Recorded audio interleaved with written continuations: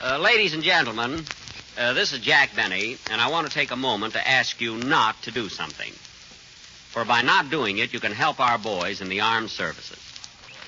Don't do any traveling during the holiday season that isn't absolutely necessary. Remember that thousands of soldiers, sailors, and Marines, as well as the waves and whacks, are looking forward to spending Christmas with their families. And believe me, they've certainly earned a trip home. And surely none of us would want to cheat one of our boys out of such a furlough. Maybe some of you have felt that just one more pleasure trip isn't going to disrupt the country's transportation system. But if millions of people feel that way, you can easily see what happens. Trains and buses become crowded far beyond capacity, so that traveling is no pleasure anyway. So please take it seriously, folks. Let's give our boys and their families a real break for Christmas. Let's give them a chance to be together on this one day of all days. The Grape Nuts and Grape Nuts Flakes program, starring Jack Benny, with Mary Livingston, Phil Harris, Dennis Day, Rochester, and yours truly, Don Wilson.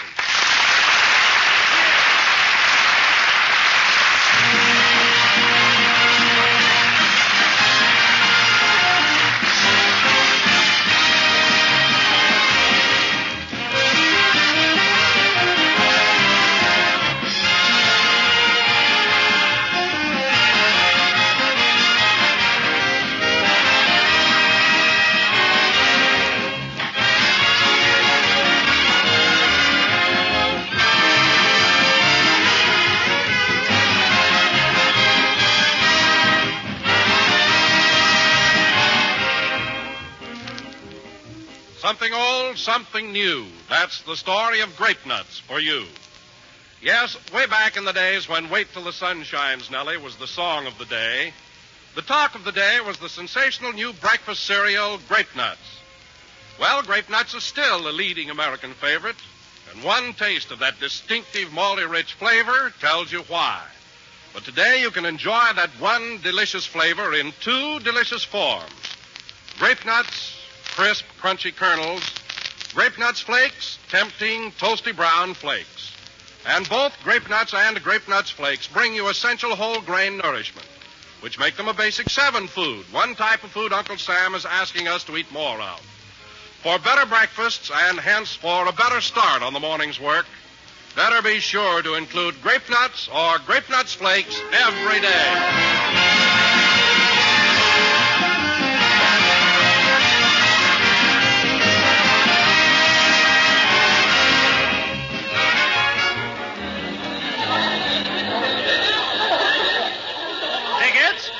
Tickets ready, please. Step along. The broadcast has already started. Hey, mister, is this the Gildersleeve program?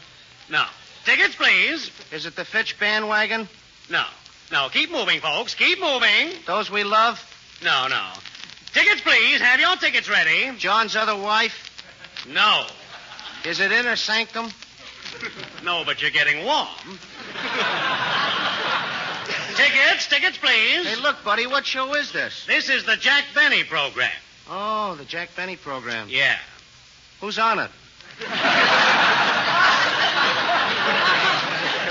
Jack Benny, Mary Livingston, Phil Harris, Dennis Day, Rochester, and yours truly, Don Wilson. Oh. Well, are you going in? Well, I don't know. Let's see. Jack Benny, Mary Livingston, Phil Harris. Look, Bud, you're blocking the door. Will you make up your mind? That's what I say. Either go in or stay out. Tickets, please. Where's your ticket, lady? I don't need a ticket. I'm Dennis Day's mother. Oh. Anyway, I don't care about the show. I'm here on business. All right, Mrs. Day. Go right through. Thank you. Do you work for Mr. Benny, too? No, ma'am. I work for NBC. Well, you're lucky.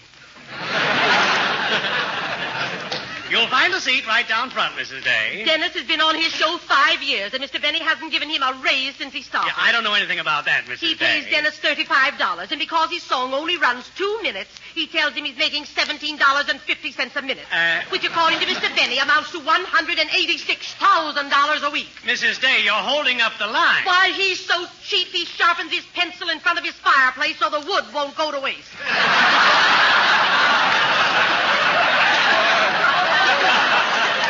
Mrs. Day, the show has started. Will you please go in? Oh, Mother! Oh, there you are. are, Dennis. Follow me. I saved a seat for you right in the front row. Good. And when you see that boss of yours, tell him he's a cheap, no-good, conniving chiseler. You tell him, Mother, you're bigger than I am. That's just what I'm going to do as soon as the show is over. Well, here's your seat, Mother. I got to run up on the stage. All right, son. Be careful of those steps. Oh, I will. Say, Mother, these steps don't turn like the ones at home.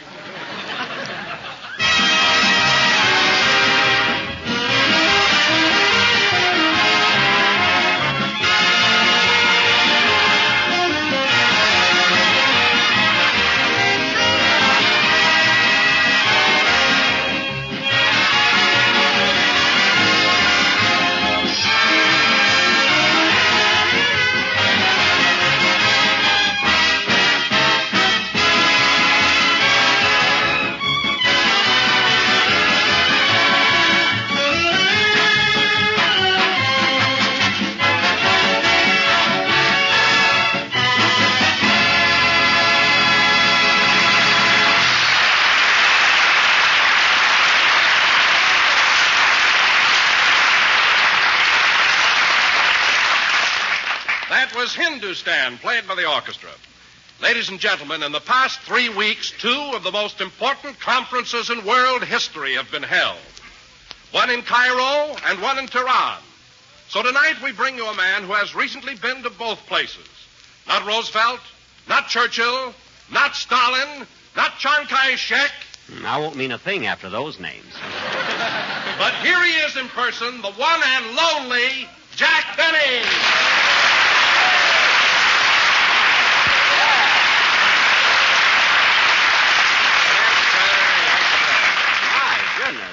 Well, thank you. Hello again. This is Jack Benny talking. And, Don, you're absolutely right. It's only recently that I was in both those historic places, Tehran and Cairo. Cairo, Egypt. Ah, that must have been thrilling. Oh, it was, Don. Just think, I, little Jack Benny, rode through the same streets that Roosevelt did. Went into the same hotel where Roosevelt went. Passed the same doorman that Roosevelt tipped.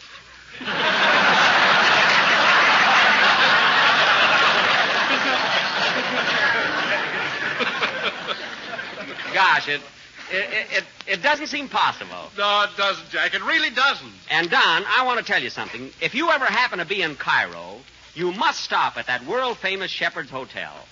What a place with its beautiful Egyptian architecture, its spacious gardens, and its front terrace where you meet the cream of international diplomacy. Gosh. I'll admit, Don, that Shepherd's Hotel is expensive, but it's an experience you'll never forget. Oh, I can imagine. How long did you stay at that hotel, Jack? Well, I didn't live there, Don. You see, I wanted to get closer to the Egyptian people and learn their customs and study their ways. So I stopped at the Abdullah Ben Hassan Camel Court.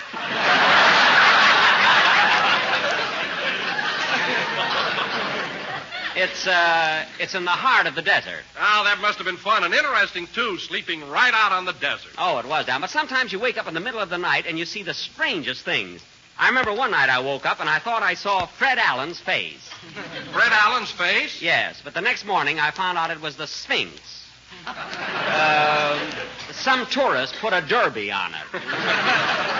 So I apologized to the Sphinx and left. I really did. Say, Jackson, you know Alan's back on the air again. I know, Phil, I know. That wreath on my radio isn't for Christmas. I can just hear Alan on his opening broadcast. Good evening, ladies and gentlemen. This is Fred Allen talking. And his jokes, oh, brother. Look, Jackson, does that guy always talk through his nose? Yes, Phil, he's the only comedian who tells them and smells them at the same time.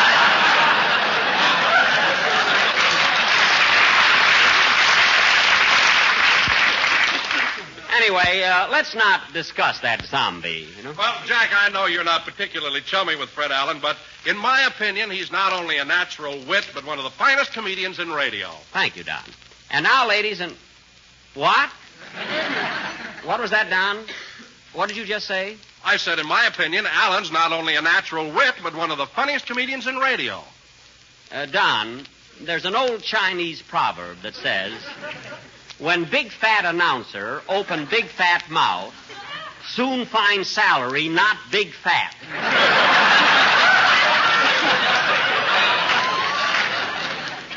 Just be glad you got a job. Ah, Jackson, you're just like a barking dog that don't bite. Huh? Every time Don opens his mouth, you threaten to fire him, but you haven't got the nerve to do it. Phil, this doesn't... Where's your courage? Let's see you fire Don. Go ahead, fire him. Phil, I don't want to lose my job. Please. Don't worry, he can't bluff me. Go ahead, Jackson. Fire him. All right, Phil, if you feel that way about it. I do feel that way about it. Phil, for heaven's sakes, I don't want to get fired. Now, please stop. What kind of a guy do you think I am? I ain't going to back down now. Now, look, Phil, if you don't cut this out, I'm going to fire you. Fire me? Yes, you. We're talking about Don. What are you dragging me into this for? Now, wait a minute, fellas. Wait a minute. I'm not going to fire anybody. I like Don. I just don't want him to mention Alan's name, that's all. Another thing, we all ought to be ashamed. Mary's home listening to the program, and we're making fools of ourselves. Oh, say, Jack, I meant to ask you, how is Mary? Well, you know how laryngitis holds on, but she's much better. And incidentally, fellas, I bought Mary a lovely bouquet of American Beauty roses. I sent it to her yesterday. Well, that was thoughtful of you, Jack. Is she allowed to go out of the house yet? The flowers I bought were gorgeous. I mean, they had those long... Is Mary allowed to go out of the house yet? You know, they had those long stems. They're very expensive. Jack, is Mary allowed to go out You know, those roses that are so hard to get now. I really... All right. How much is our share?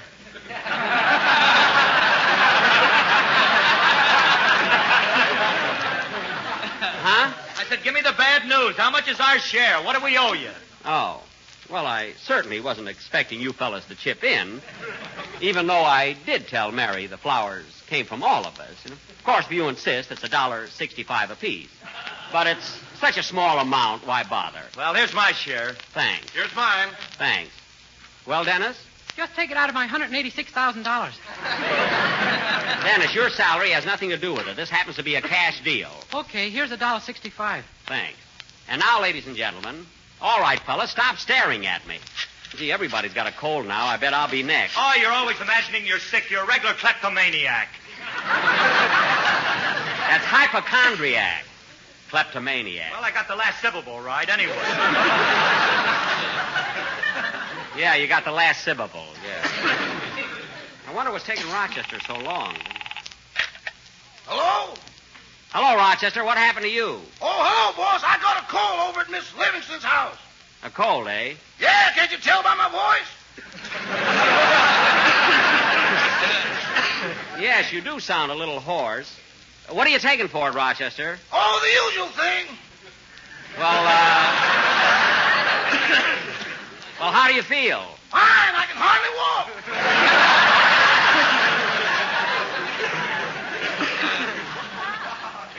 Wait a minute, Rochester. Have you been drinking? It ain't my fault, boss. The doctor told me to take 2 fingers of gin. Well? I drank 3 whole bottles and it ain't gone to my fingers yet. Rochester. But my elbow's feeling happy. Your elbow? The joint's jumping. Rochester, if the doctor sent you home with a cold, why didn't he give you something for it? He did. He gave me some of Miss Livingston's pills. Blue ones, green ones, yellow ones, and red ones. Well, did you take them? I took them all at once. And say, boss, when you come home, Yes? if you see a Scotch plaid rug on the floor, don't step on it. That's me.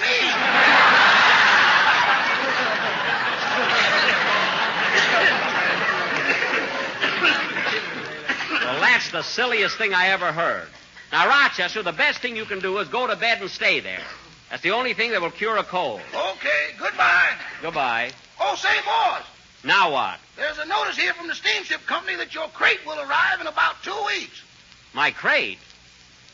Oh, that's that camel I sent from Egypt. A camel?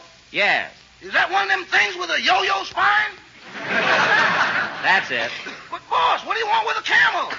Well, Rochester, it's just something I sent home as a souvenir from Cairo. A camel for a souvenir? Yes. Well, that's logical. I'm glad you feel that way. My medicine helped a little. Well, anyway, as soon as you get over your cold, prepare a place for the camel to stay. Now, goodbye. Goodbye. An ostrich, a turkey, a polar bear, and now a camel. You can get the DTs around here on orange juice.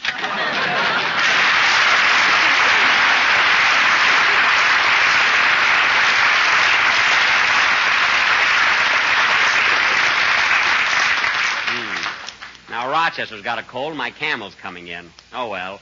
Let's have your song, Dennis. Okay, Mr. Benny. I'm glad Mary's feeling better anyway. Be good to have her back.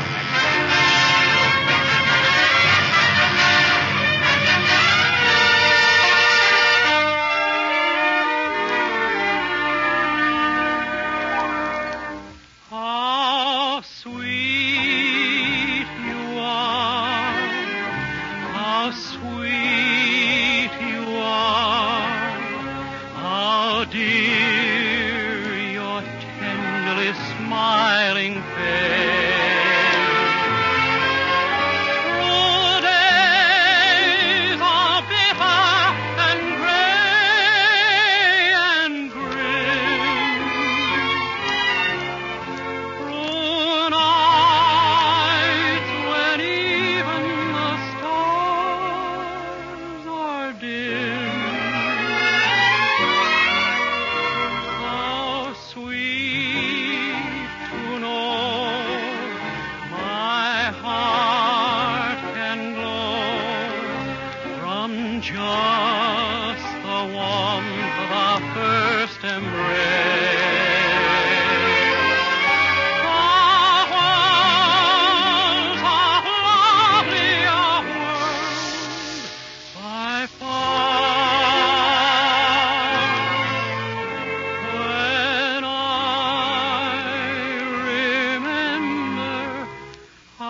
Sweet you are, how sweet to know my heart can glow from just the warmth of our first embrace.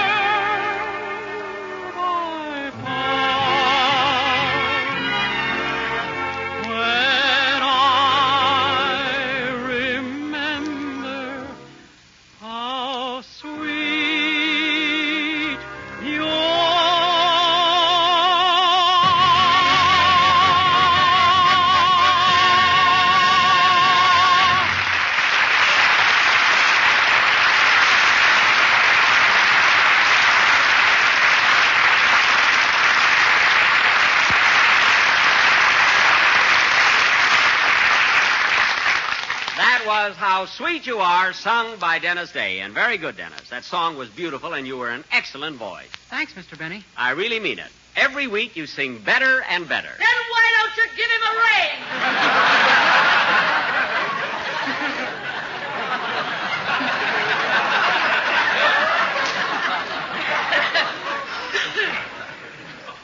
Huh? What? You heard what I said. Oh, yes. I'm sorry, madam. No autographs today. And now, ladies and gentlemen. Oh, Mr. Benny, What, Dennis? guess who's sitting in the front row? I know. I heard her. She wants to talk to you after the show. I know she does. Now go sit down. It's about my salary. Dennis, go over and sit down. Now, Stop pushing him. I'm not pushing him. And anyway, Mrs. Day, you're not supposed to talk while the program's going on. My boy just sang, didn't he? Yes? Well, as far as I'm concerned, the program's over.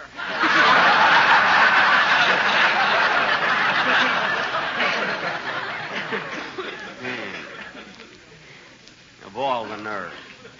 And now, ladies and gentlemen. Shut up!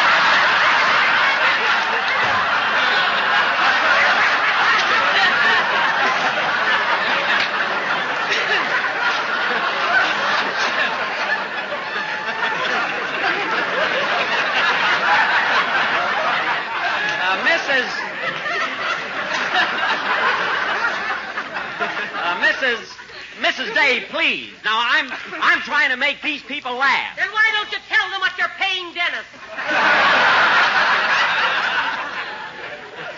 Now, Mrs. Day, if you don't stop. Let it talk. Speak. Well, I'll be. Ladies and gentlemen, you should know what this Waukegan weasel is paying my boy. Mrs. Day, there's a program going on. He pays Dennis $35 a week. Oh. And because his song only takes 2 minutes, he tells my boy he's making $17.50 a minute, which that... Mrs. Day, you're not allowed to stand up on the seats. And besides, this audience came here to see a show. $17.50 a minute, which that chiseler says amounts to $186,000 a week. Now, please, Mrs. Day. $186,000 a week. And my boy is dope enough to believe it. That's telling him, Mom.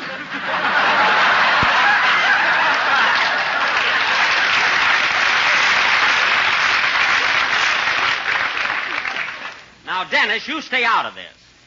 And I hate to say it, kid, but I'll have to find some way to keep your mother quiet. If you do, my father'll be interested.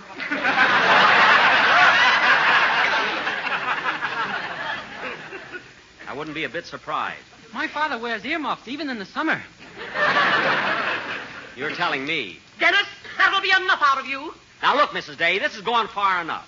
You have no right to come here, sit in the audience, and embarrass me in front of all these people. After all, I'm paying Dennis a fair salary. Hear that, folks? A fair salary. Why, I can't even afford to play gin rummy anymore. Mrs. Day, we're on the air, and we've got a program to do. Oh, Usher. Yes, Mr. Benny. Will you please show this lady out of the studio? Okay, come on, lady, come on. Usher, if you lay a hand on me, I'll punch you right in the nose.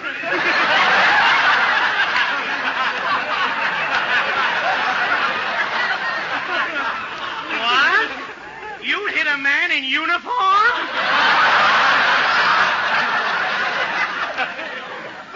Well, how do you like that? Imagine the usher being afraid of her. Ladies and gentlemen, why is the usher afraid of the lady? Why isn't the lady afraid of the usher? Don, I'll tell you why the lady isn't afraid of the usher. Don. Because the lady eats grape nuts and grape nut flakes.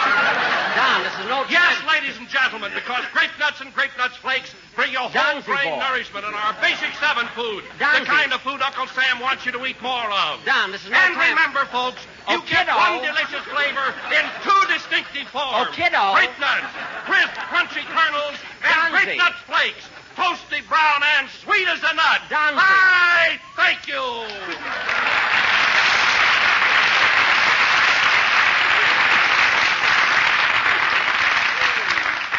Well, thanks, Don. Anyway, that put an end to this awful argument.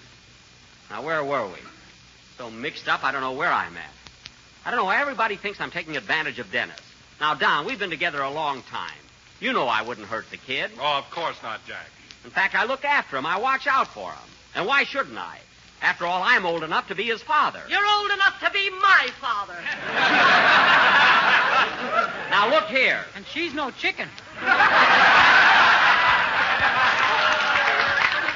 Dennis, that's no way to talk about your mother. Don't mind your own business, you old goat. What?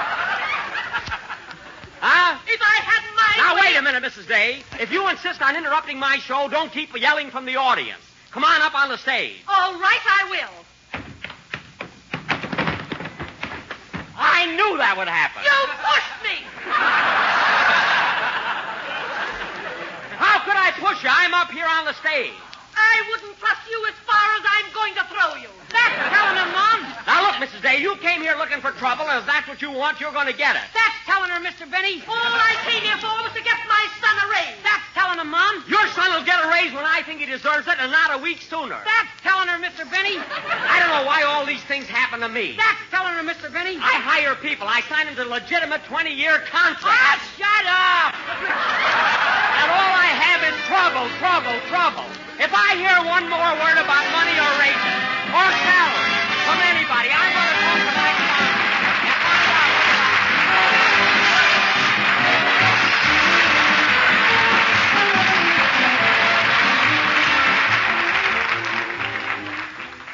Friends, I've been feeling poetic today. So here's a little something I tossed off especially for you. Listen.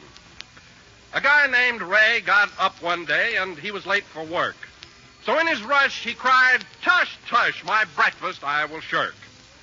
By noontime, Ray was less than gay. In fact, he had the shakes.